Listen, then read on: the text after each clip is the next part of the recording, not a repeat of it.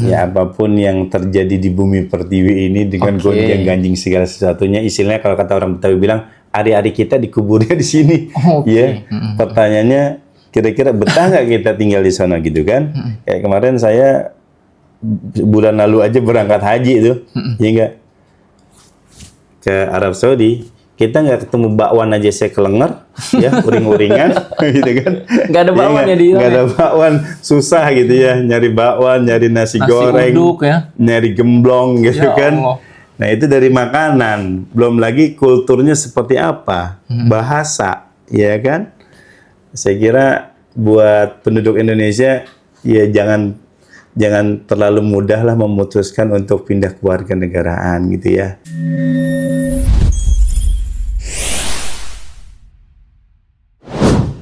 Assalamualaikum warga Depok. Semoga teman-teman semuanya lagi OTW kerja dimudahkan, dan yang belum dapat kerja dimudahkan juga untuk mendapat pekerjaan. Seperti biasa, episode kali ini kita mendatangkan anggota Dewan Kota DPRD Kota Depok, yaitu Bang Hengki. Assalamualaikum. Waalaikumsalam.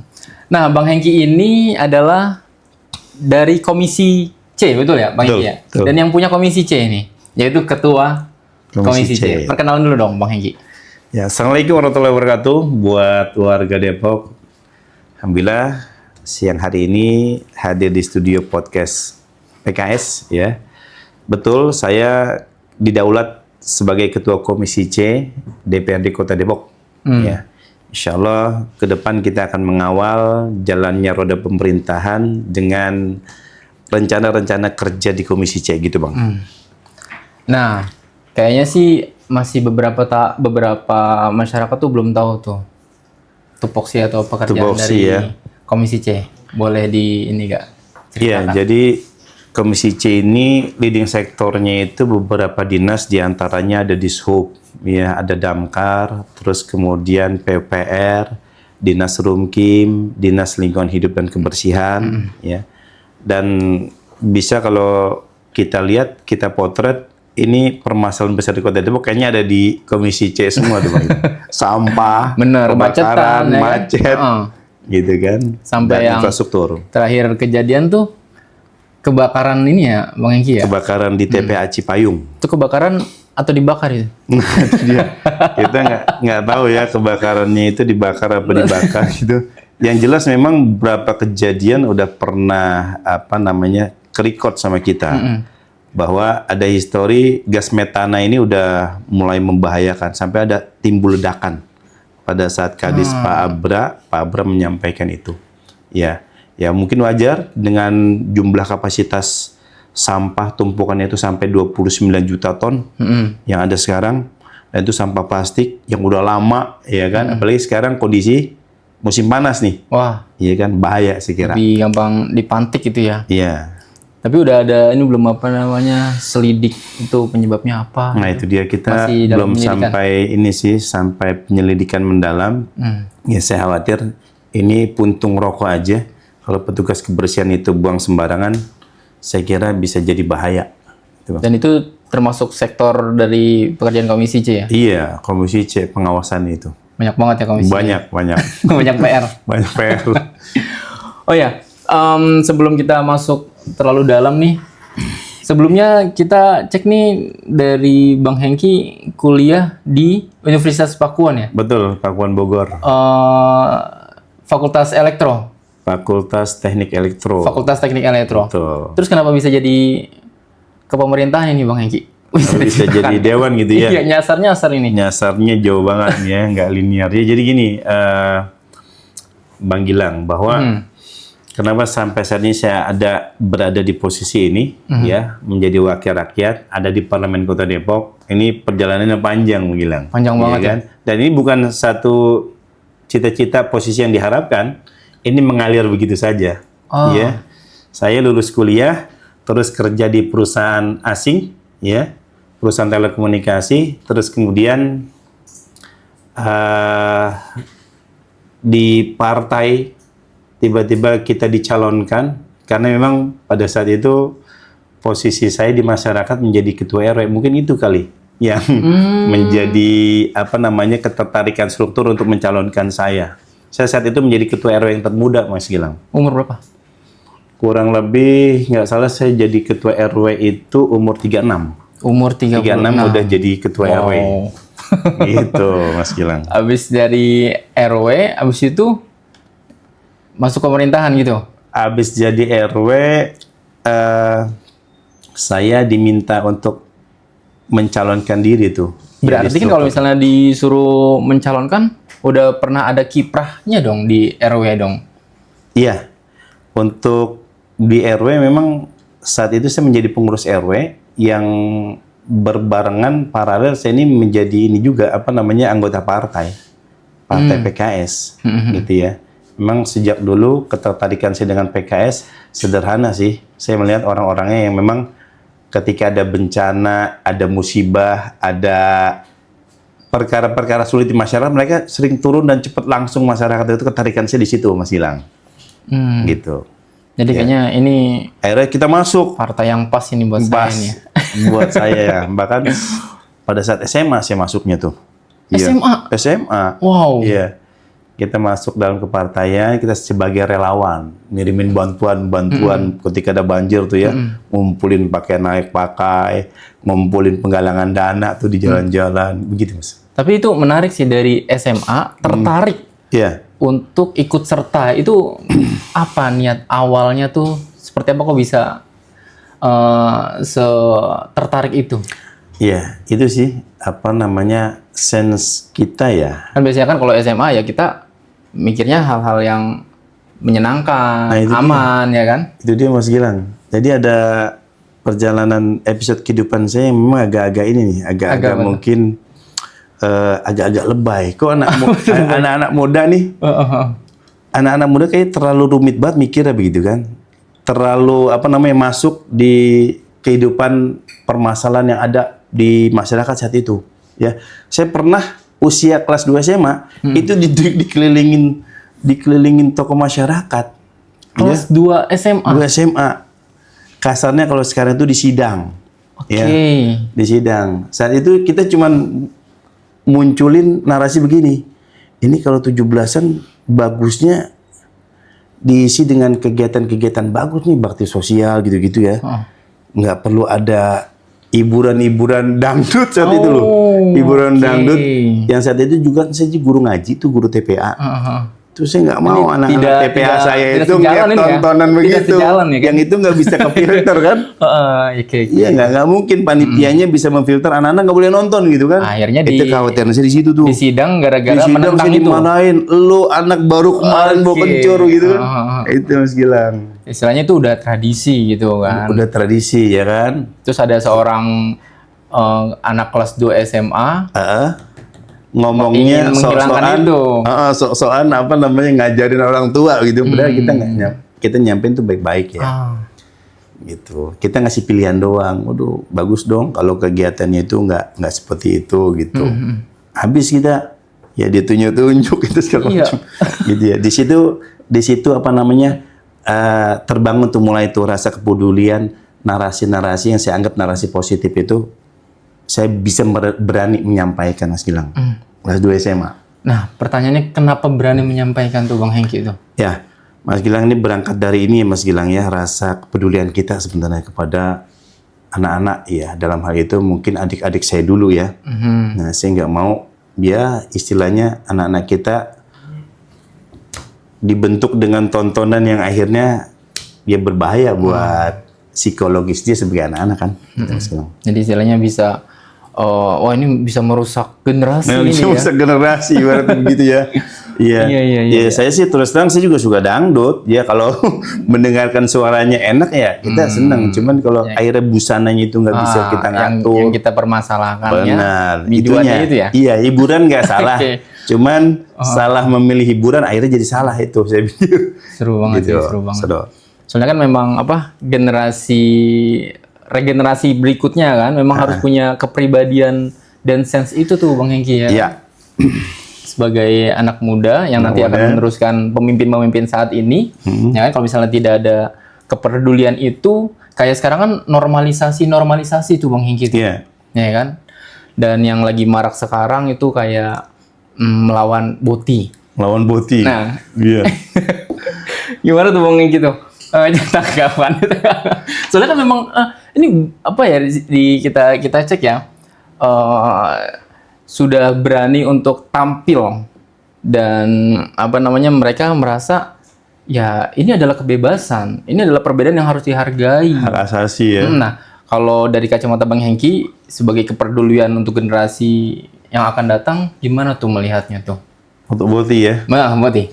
Iya, Bang Gilang, ini menjadi tanggung jawab kita bersama ya. Saya kira ini PR bukan cuma PR seorang ustadz aja, ustazah aja, tapi ini PR kita bersama. Ya, pemerintah dalam hal ini yang sebagai pemangku kepentingan, mereka yang punya kebijakan, ya kan.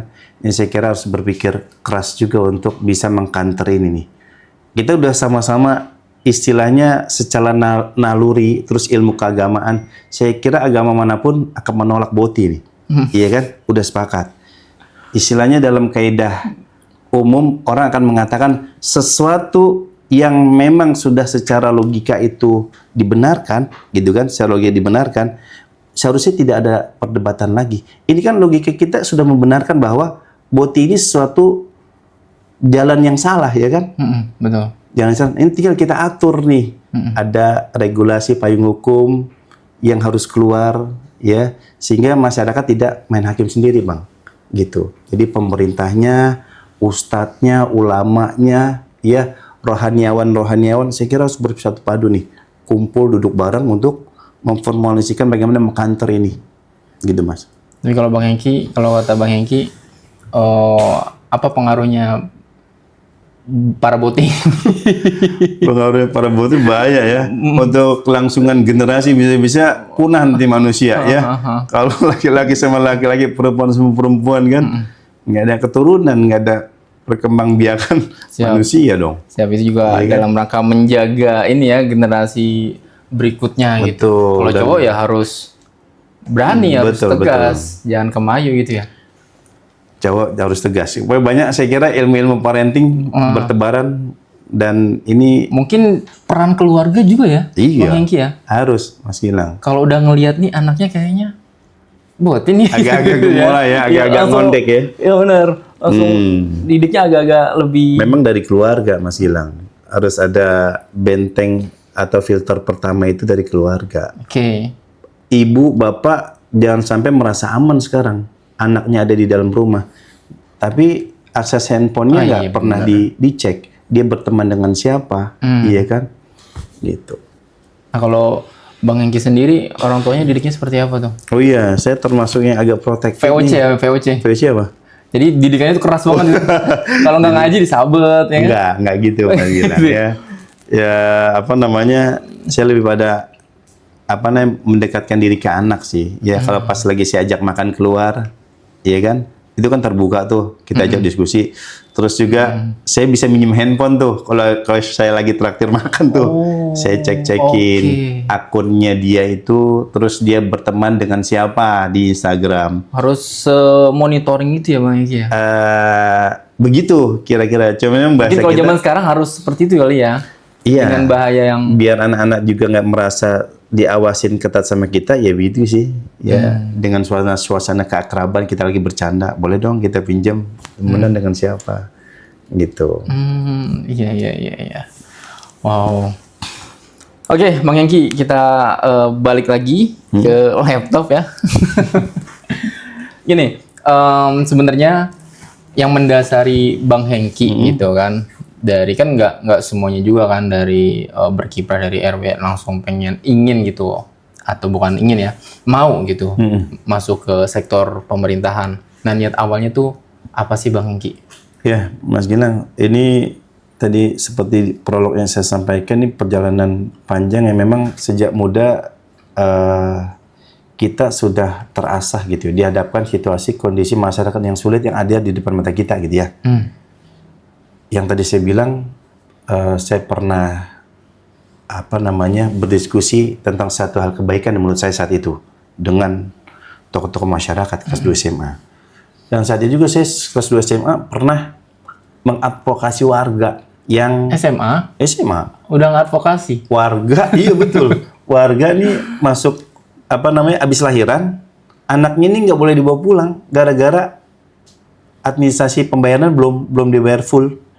Ya dari ketidakmampuan dipotret sama rumah sakit, digeneralisir, dia nggak mau bayar padahal memang orang yang nggak mampu dia.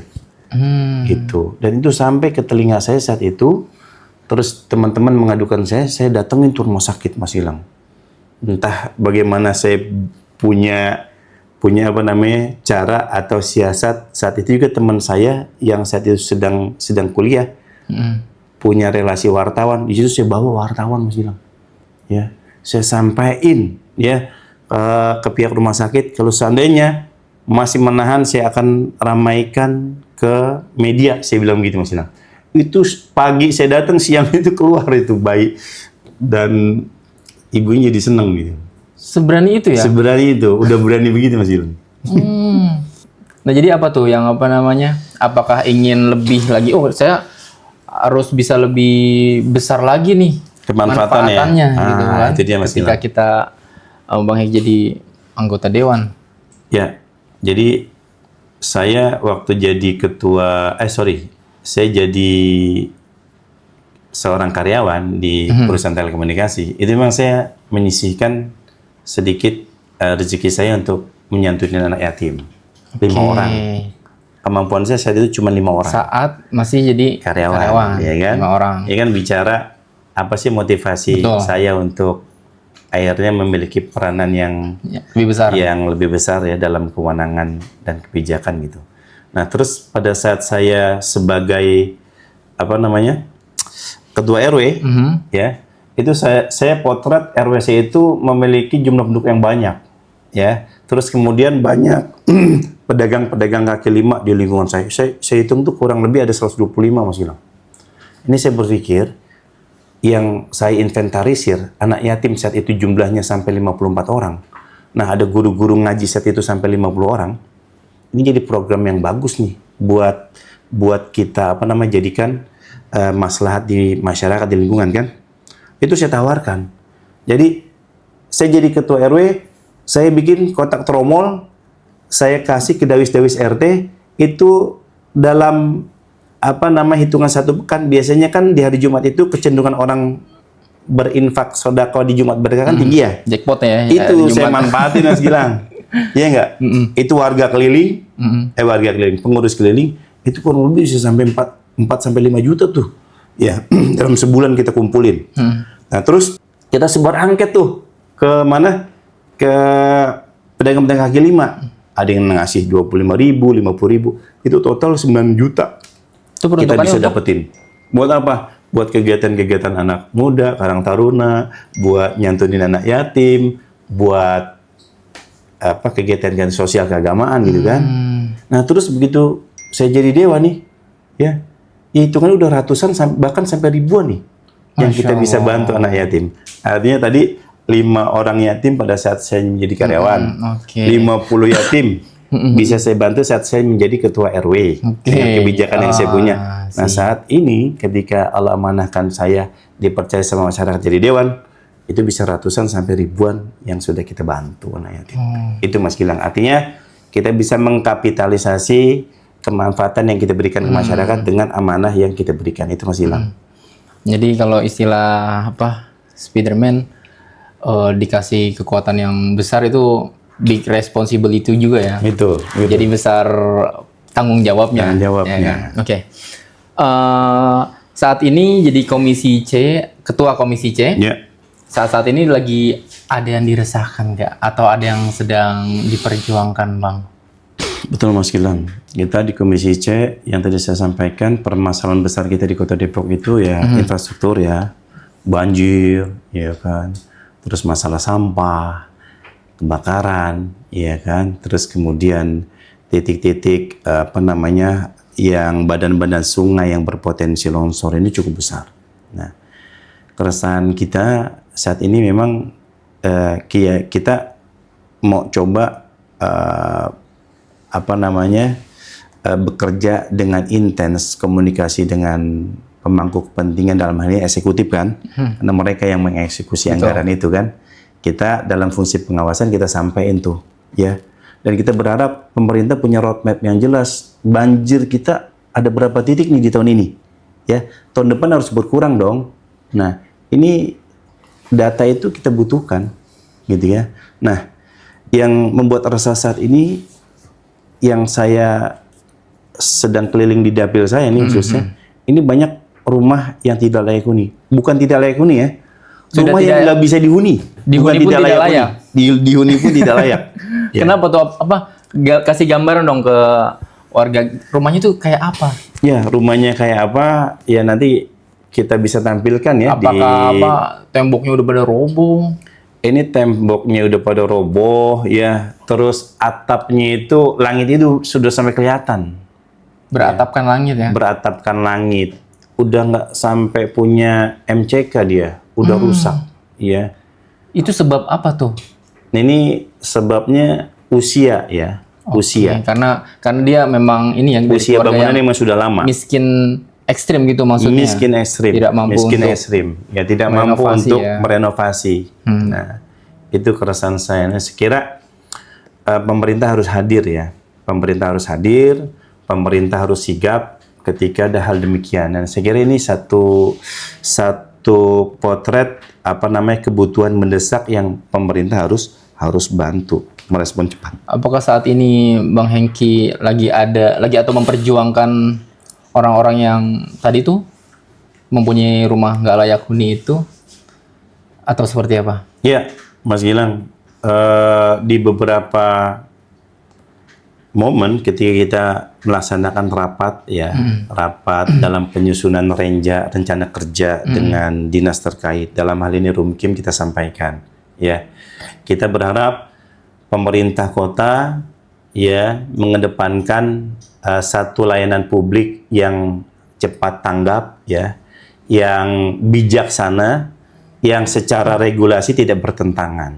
Nah, kita juga nggak mau ya, dalam satu sisi pemerintah betul harus menjaga integritasnya sebagai pemangku kepentingan dalam hal ini yang mengeksekusi anggaran, jangan sampai ada cacat hukum, cacat prosedur ya. Nah, juga jangan sampai pemerintah juga harus terlalu hati-hati sehingga serapan untuk membantu alokasi anggaran dari APBD, membantu masyarakat memang sudah jelas-jelas jelas-jelas itu memang harus dibantu. Pemerintah nggak usah ragu-ragu lagi, gitu ya. Kalaupun ragu, ada satu ambigu dalam regulasi gitu kan, dalam pemahaman kontekstual pembahasan. Ya, pemerintah punya ruang diskusi kemana, ke Kemendagri, Pemkot Depok, ya enggak? Minta pendampingan hukum, gitu ya. Ini jangan sampai terlalu hati-hati, akhirnya serapan dana BTT, belanja tak terduga, ini tidak terserap maksimal, akhirnya yang dirugikan apa? Masyarakat yang terdampak, gitu Mas Gilang. Ini dievaluasi semester kemarin, pada saya rapat dengan TAPD, ini BTT, belanja tak terduga kita, ya 18,76 miliar, ini terserap baru 0,6%, baru 114 juta yang baru terserap, ya 0,6%. Kesian warga, ya. Apa yang kita bisa persembahkan buat layanan yang cepat, yang mengakomodir masyarakat ini, gitu Mas. Jadi maksudnya dana tersebut yang di BTT harusnya, inginnya bisa membantu yang tadi tuh ya, rumah tidak layak huni itu yang memang harus segera dibantu. Harus segera dibantu, ya. Juga jangan sampai akhirnya nanti pada saat verifikasi tidak dilakukan. Tetap secara teknis justru itu, ya. Ketika aduan dari kita, masyarakat, dari Dewan, ini pemerintah harus survei kan, verifikasi layak dibantu nggak. Jadi jangan juga sampai salah sasaran, ya. Benar-benar yang tidak terdampak hebat terhadap masyarakat untuk kenyamanan dia tinggal, ini nggak terbantu. Ya kan ada kan tuh yang cuman bolong-bolong sedikit, masyarakat ada yang cengeng, ya cuman plafonnya jebol sedikit gitu kan, mentang-mentang itu adalah konstituen dari dewan tersebut ngajuin gitu kan. Nah, ini juga harus fair. Padahal ada yang lebih priority Ada yang lebih prioritas gitu ya. Saya kira dewan-dewan juga sekarang sudah mulai begitu ya. Sense-nya ada terhadap tanggung jawab penggunaan APBD. Ya kan, jangan mentang-mentang itu adalah pemilihnya, itu dibantu. Nah, sementara dari sisi verifikasi pendataan di lapangan, ya memang belum layaknya dibantu harusnya, gitu. Dan menjadi paradoks kan, beberapa warga yang memang benar-benar membutuhkan, akhirnya dia tidak bisa menyerap itu karena dia tidak ada kedekatan dengan dewan, tidak tahu caranya bagaimana dia mengadu ke pemerintah. Nah, ini saya berharap pemerintah punya sistem yang tegas, yang jelas, sehingga akses itu siapapun wali kotanya, siapapun dewannya, masyarakat bisa menyerap bantuan itu. Gitu Mas Ilham. Meskipun dia tidak tidak dekat, bahkan tidak ada keterhubungan dengan dewan tersebut, ya kan? Karena memang tadi akses komunikasinya. Oh ya, dengar-dengar Bang Hengki lagi ngontrakin orang yang kena rumahnya nggak layak huni itu. Ya. Gimana tuh ceritanya Bang Hengki? Gini Mas Gilang, jadi ada aduan dari warga ya di RW 1 Kelurahan Mekarjaya. Saya pikir rusak biasa. Begitu saya visit ke lokasi langsung, itu ya ini juga nggak tahan juga tuh air mata ya. Kita melihat langsung itu rumahnya roboh, terus atasnya itu udah nggak ada atapnya lagi, plafonnya udah jebol nggak karuan. Ya, terus kemudian saya lihat septic tanknya juga udah nggak berfungsi baik, dan akhirnya dia nggak punya toilet gitu ya. Begitu saya tanya, abang kalau mandi atau buang air kemana? Ke rumah kakak saya katanya, yang jaraknya itu kurang lebih 1 kilo dari rumah dia. Ya Allah. Dan dia punya istri yang sedang cuci darah, gagal ginjal, dan kemarin kita baru mendapat kabar meninggal. Dia punya 2 anak gadis. Yang pokoknya agak-agak ini kita nggak, artinya prihatinnya itu luar biasa. Dan saat itu kita lihat udah nggak layak mereka itu tinggal di rumah itu, mungkin seperti kandang kambing. Karena memang sudah lapuk ya. Udah lapuk, udah semua udah berbentuk rumah, Mas Gilang.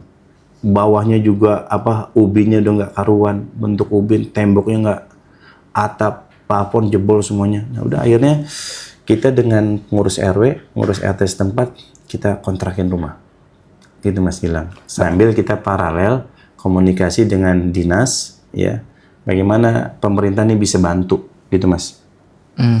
Mas Gilang, ini saya coba kulik lagi masalah regulasi.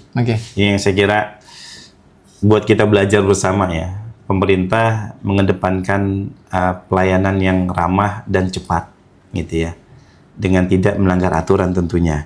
Ini di Perwal Kota Depok nomor 51 tahun 2022, pasal 2 ayat 2 butir D, ini menjelaskan salah satu kriteria kebutuhan mendesak, ya.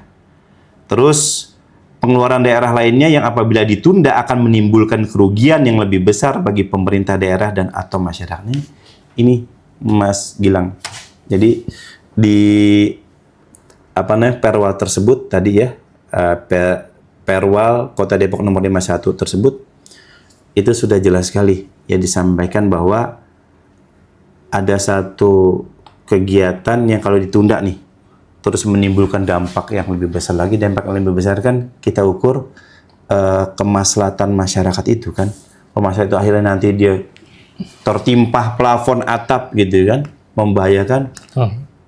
Yang tahu sendiri ya, rumah sakit. Iya, kalau misalkan sakit, kalau nyawa akhirnya hilang, akhirnya pemerintah bertanggung jawab itu. Gitu Mas. Dan diharapkan tadi ya, dana dari BTT bisa langsung turun untuk hal yang berbahaya itu. Betul Mas. Siap. Oke Bang Hengki, kita udah banyak banget ngobrol dan kita juga pengen ngebahas tentang isu-isu nasional nih Bang Hengki. Saat-saat ini banyak yang lagi viral itu warga negara Indonesia yang pindah kewarganegaraan. Dan bahkan mereka sampai apa disebutnya ya, serasa bahagia diupload ke sosial media. Nah, kalau dari kacamata Bang Hengki itu fenomena seperti apa? Kalau fenomena itu apa ya, kaitan dengan ini juga nih, ya rasa kebangsaan kita gitu ya. Ya apapun yang terjadi di bumi pertiwi ini dengan gonjang ganjing segala sesuatunya, istilahnya kalau kata orang Betawi bilang, hari-hari kita dikuburnya di sini. Ya, pertanyaannya kira-kira betah nggak kita tinggal di sana gitu kan? Kayak kemarin saya bulan lalu aja berangkat haji itu, ya enggak, ke Arab Saudi. Kita nggak ketemu bakwan aja saya kelenger, ya uring-uringan, gitu kan? Nggak ada bakwan ya di sana. Nggak ada bakwan, susah gitu ya, nyari bakwan, nyari nasi goreng, uduk, ya? nyari gemblong gitu Ya kan? Allah. Nah itu dari makanan, belum lagi kulturnya seperti apa, bahasa, ya kan? Saya kira buat penduduk Indonesia, ya jangan terlalu mudah lah memutuskan untuk pindah kewarganegaraan gitu ya. Kita nggak tahu biaya hidup di sana itu seperti apa, kompetensi kita itu yang kita milikin cocok nggak dengan apa namanya ruang lingkup pekerjaan di sana gitu. Tapi kalau misalnya tadi motifnya itu karir, motifnya itu apa namanya penghidupan yang lebih layak di luar negeri, itu gimana, Bang?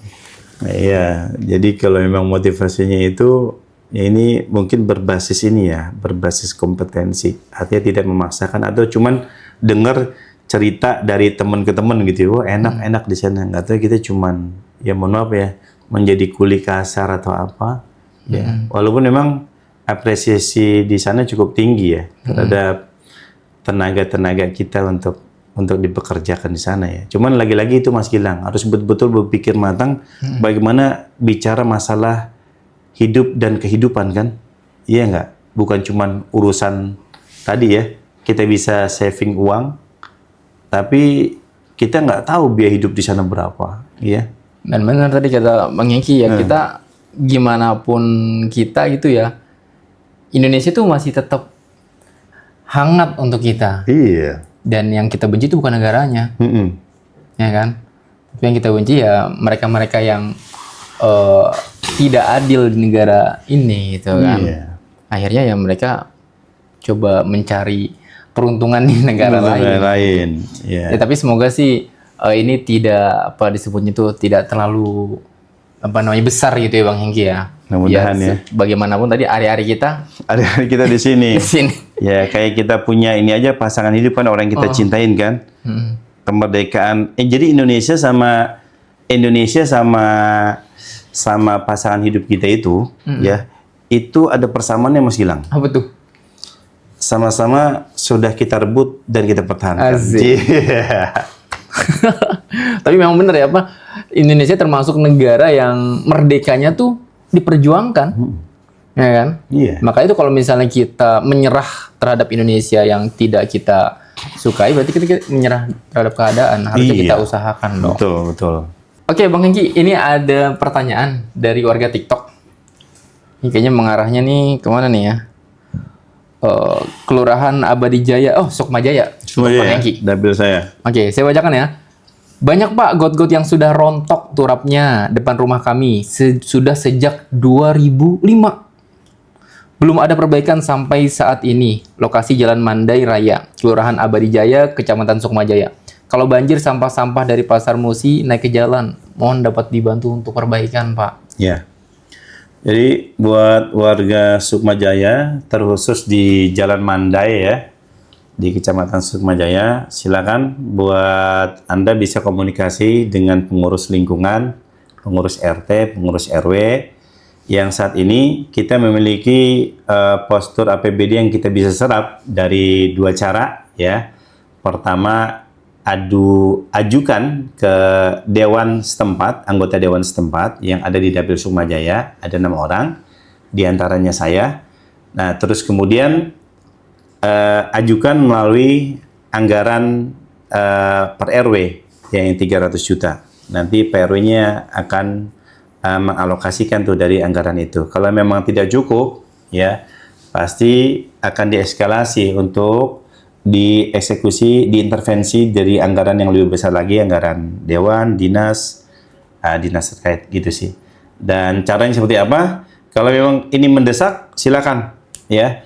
Pengurus lingkungan, pengurus RW membuat surat, sampaikan ke dinas PUPR, ya, sampaikan ke dinas PUPR, ditujukan suratnya ke Bapak Wali Kota Depok, sampaikan, jelaskan maksud dan tujuannya apa, ya.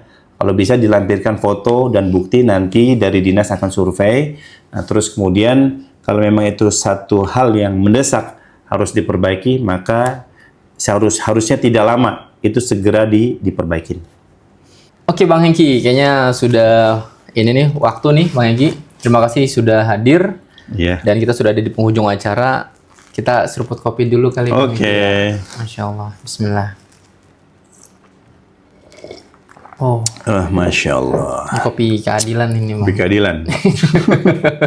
Oke, Bang Hengki, seperti biasa terakhir kita mempersilakan tamu untuk ini Bang Hengki nih, kasih pesan untuk warga Depok boleh, untuk pemerintah Kota Depok boleh, silakan.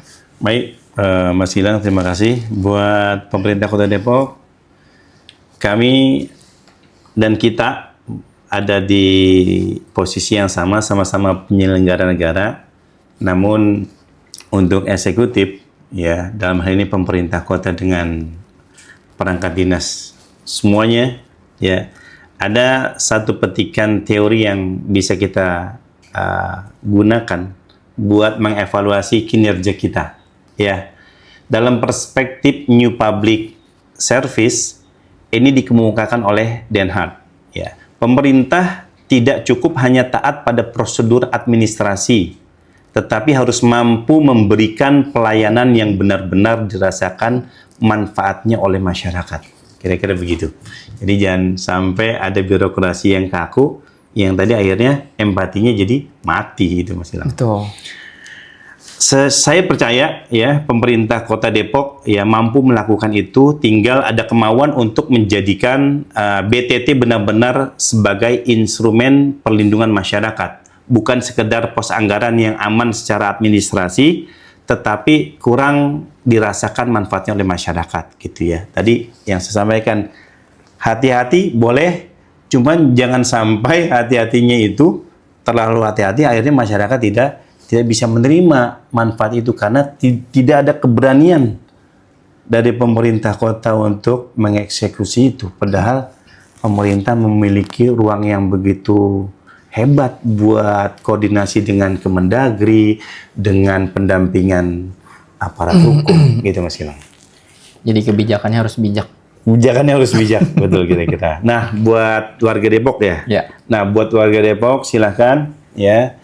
Kita pahami betul apapun permasalahan yang ada di warga Depok ya, yang terkait dengan pelayanan dasar, ya kesehatan, ya sekolah, ya rumah yang memang tidak layak dihuni, bukan tidak layak dihuni, tapi rumah yang sudah tidak bisa dihuni, silakan ya.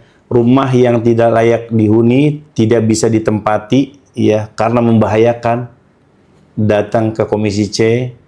Kita akan data, kita akan inventarisir untuk kita sampaikan kepada pemerintah Kota Depok melalui dinas terkait, dan kemudian nanti dinas tersebut akan survei ke lokasi Bapak Ibu semuanya, dan bismillah insyaallah ya APBD Kota Depok ya kita akan intervensi untuk membantu perbaikan rumah Bapak Ibu semuanya. Masya Allah. Terima kasih Bang Hengki sudah hadir, dan terima kasih juga warga Depok yang sudah mendengarkan. Semoga obrolan ini menjadi pengingat bahwa di balik kebijakan itu ada cerita dan juga ada usaha yang dilakukan. Semoga warga Depok makin sejahtera, dan semoga juga anggota dewannya sebagai perwakilan juga bisa mengemban amanah dengan baik dan juga maksimal. Sampai jumpa di episode selanjutnya. Wassalamualaikum warahmatullahi wabarakatuh. Waalaikumsalam warahmatullahi wabarakatuh.